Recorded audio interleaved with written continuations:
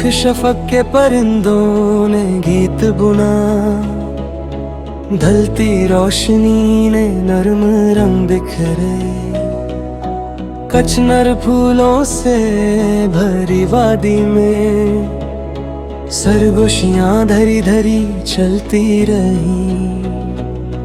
एक अजनबी लड़का पुरानी सड़क पर रुक गया, उसके जोतों से उठती धूप दुनिया की तेज गर्दिश का हाल बयान करती थी। उसके अंदर अजब सा खाली एहसास तैर रहा था।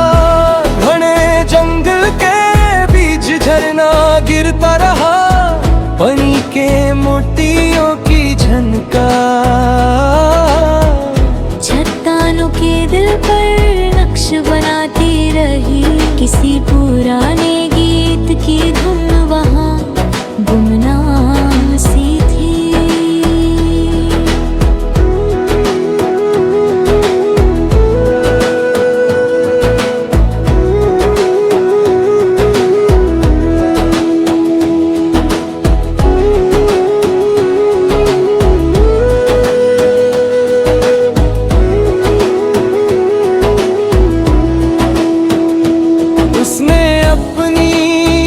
से छोटा सा पत्थर निकला और उसे हवा में उछाल दिया।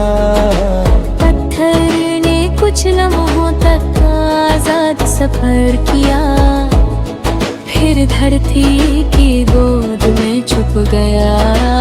ऊपर आसमान में तारे धीरे जलते रहे, जैसे अंधेरी रात के सीने पर छोटे दिए हों।